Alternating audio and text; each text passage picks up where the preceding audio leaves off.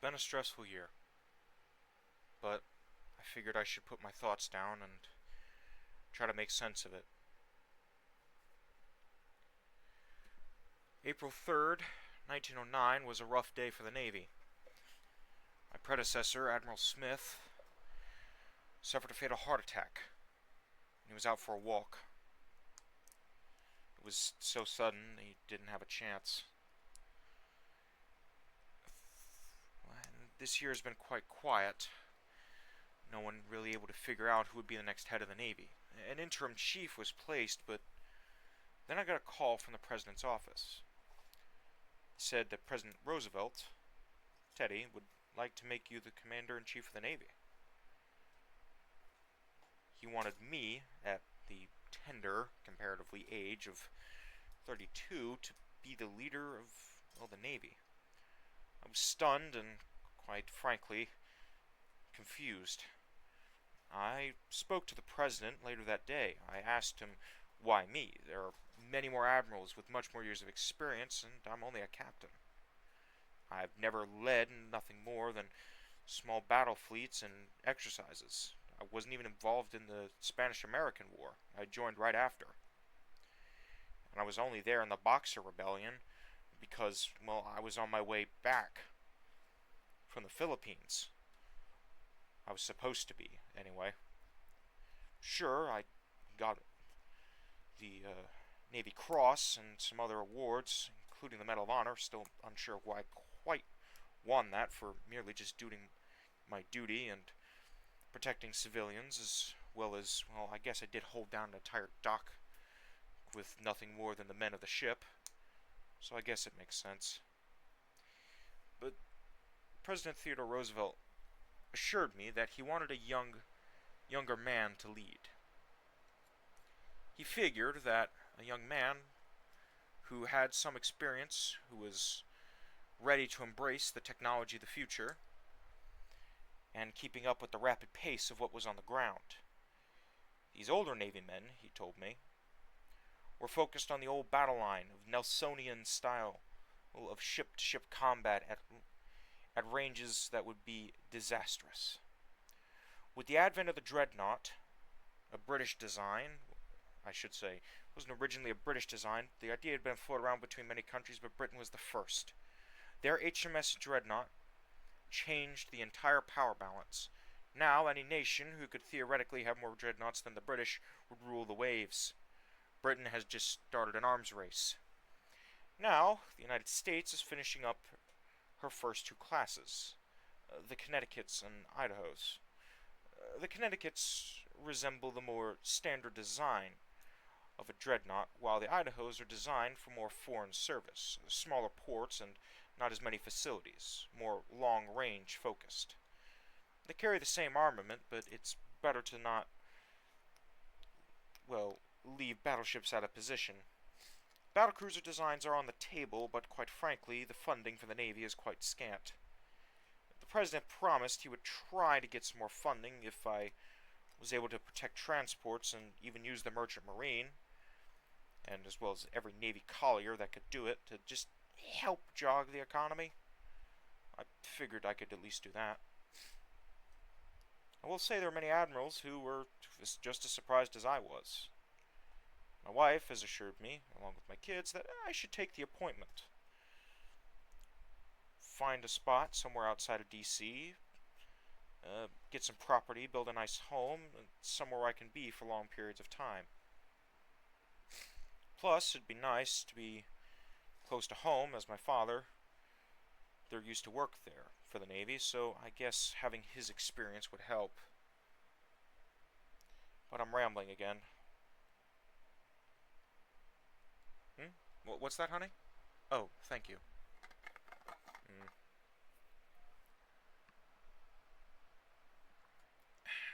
No, I'm just penning things in my journal. Well, I figured it'd be important. Alright, well, have fun. I'll be going down to the Navy office later, so I won't see you till late. I'll bring some dinner with me. Love you too. I'm not even sure how she convinced me. One, to marry her. I don't deserve her. And two, I don't know how she convinced me to take the job. I wasn't against the idea, I just thought I wasn't ready, but she assured me if I can handle our kids and put up with her and, well, my brothers and sisters when I was younger, being the oldest of them all, she figured I could handle a bunch of Navy men and stuffy admirals and, well, how does that saying go? Happy wife, happy life? And she liked the idea of being somewhere with a little bit less snow, as upstate New York is quite well known for it, and she figured at least giving the kids somewhere else to go to school, and, well, being close to the capital, they could see the memorials, go to find a good school, and, well, we'd be close enough to the docks where I could work and, be home instead of spending months away while my family had to sit in Rochester. It has been stressful. I mean, I was put in this position of what? Let's see, October 8th is when I got the call. And over the past couple months, I've been watching the construction finish. The goal is to have every ship completely fitted out by January 1st. And we're on schedule. A couple of parts are still needed for some of the other ships, but that's not something I'm concerned about. Man, darn weather. Keeps getting on my nerves. Anyway, I'm rambling again. Congress, in 1906, after the announcement of the Dreadnought project, came up with a bill. They would start construction on an entire new series of ships, starting in 1908 and finishing by January of 1910. They called it the 30-Year Navy Program. It was designed to help bring the United States to a more equal power. We don't want to get involved abroad, but if necessary, we must. American interests must be defended. Sometimes that requires war. I was quite confused about why they did that. However, I've come to see their reasoning. A ship that could last for 30 years. Ships that could see some sort of service, whether as training vessels, museum ships of some sort that could be easily recalled upon for emergency defenses, ships that could be used as monitors to patrol large estuaries, bays, and help defend ports if need be. But ships that could also go abroad and fight if need be, defending our homes and defending any interests abroad. It would save the Navy money over time instead of constructing a new fleet every 5 or so years. Sure, more modern technology will come up, but the ships in future will have a better chance. Our Navy is small, yes, but we are well trained. Ever since I took the position, I ordered many of the crews out of port on their old vessels, and I ordered them immediately to begin training on the new systems. I even commandeered some of the Navy ships from the previous squadrons, which are all being sent to either museums, as I requested that we should at least keep some ships from the Spanish-American War as sort of monuments to the Navy and her performance and the sailors who passed in combat. They began training. I trained them on everything. I personally went with them. We've got Navy divers who are looking at ways to fix cracks in the hull abroad. Engineers are working on more efficient ways to reload the guns and make construction faster, as well as safer and more reliable. The best scientists that we can grab from just about every corner of the United States, including those with somewhat odd designs, have formed a new bureau that I organized last month. We call it the Navy Design Bureau, or the NDB. And they are going to work with other Navy designers, but their focus is to look at the most modern ships that are being designed and come up with better designs.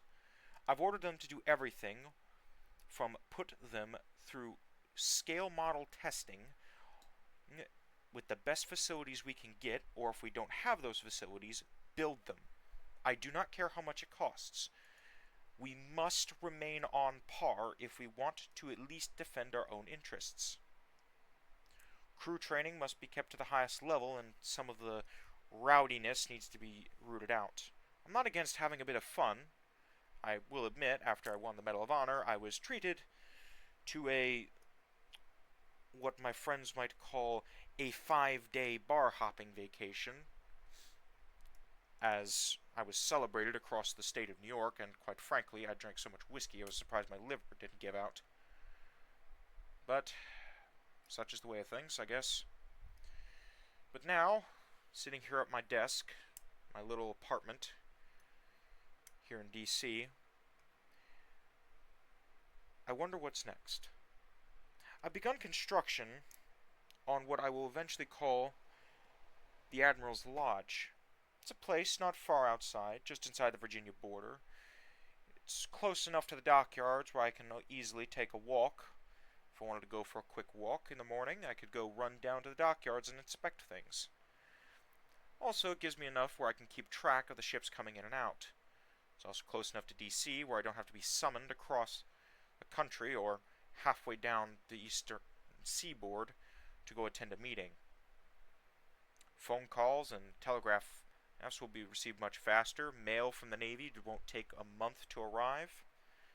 It puts me in contact with the entire Naval Design Bureau. But the lodge, I'm planning for something greater. A meeting place for admirals, and maybe in the future I'll just give it to the U.S. government to serve as the admiral's residence. It'll be expensive, sure, but I purchased it with my own money. The family business is still profitable, and even though I'm not running it right now as I have naval duties to attend to, my younger brother Vincent seems to enjoy the work. It wasn't much for the military anyway. Creative type, embracing the modern technology. I trust that he and my other siblings will help keep the family business afloat, providing a steady stream of secondary income for me while we build the house. The property will be expansive, but it will help. It'll give me plenty of time, space to think, as well as serve as a meeting place. It will be my command ship. It'll be my flagship. A place where I can study, where I can learn, where I can have meetings with the greatest designers and naval men of our time. I've spoken with veterans who go as far back as the Crimean War. I was able to meet some last time I was in Britain. I spoke to them about their naval experience, and I keep in contact with many veterans of that war. The Russo-Japanese War has produced much literature. Some Russian sailors who survived the battle wrote about their experience, wrote about the failings of the Russian Imperial Navy. However, when they were hunted down by the government, I may or may not have pulled some strings with the foreign offices to make sure they got U.S. citizenship. Their experience with dealing with a Navy on the rise is going to be very important, and will show the lessons that we need to learn. It's going to be difficult. I don't imagine this is going to be easy. 30 years of service for Navy ships that are being built in 1908. What would that put us? 1938, I guess? But the plan truly starts in 1910, which I guess would put us at, let's say, 1940. I'll be in my 60s by then. Difficult to say how to go.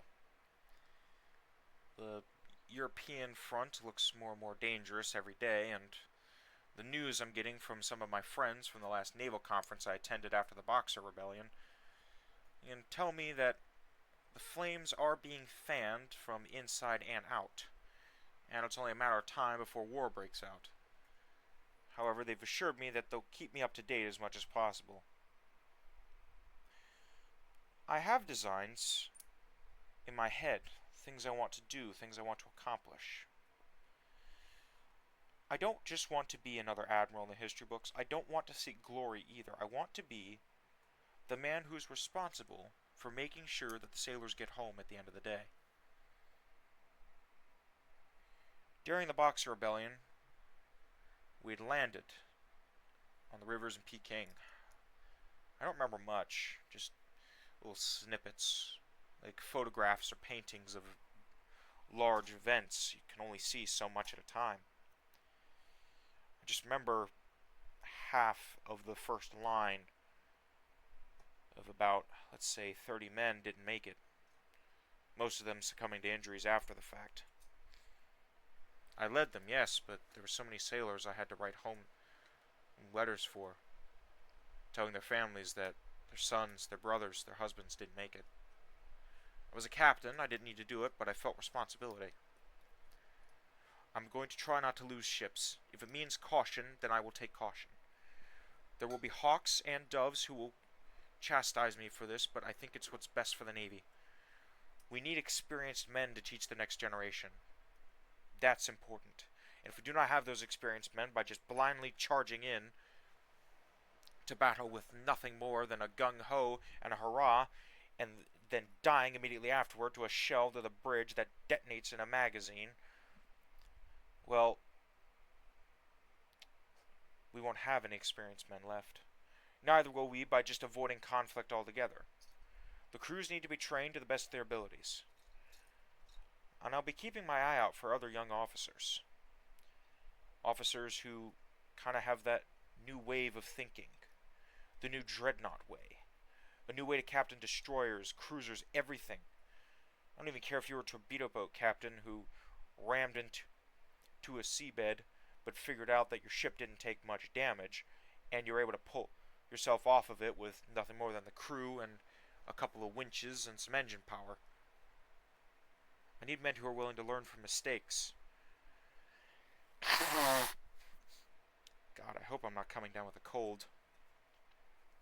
Anyway, I have a meeting. Should probably stop scribbling in my journal. But I think it'll be important. Maybe sometime this journal might be published. Maybe I can publish it in my retirement like I mentioned earlier. Me, an author. What a silly proposition. Ramble and rant too much. But I guess I do have a meeting to go to. Maybe I should keep writing in this. Make it my war journal. Let me flip the page here. Put some fresh ink on. Let's see. My name is James S. Gurney. The Admiral put in charge of the U.S. Navy, October 1909. The date is currently December 28th, 1909. In January, the fleet 30-year program will begin, effectively starting the timer. Those ships must last as many as possible, and I have to be in command of them. At the young age of 33, I was promoted far beyond many of my more experienced peers. For what reason I do not know, but God willing, I will find out the answer, and God willing, we'll make it through. This is the War Journal of Admiral Gurney, United States Navy. And here is what happened.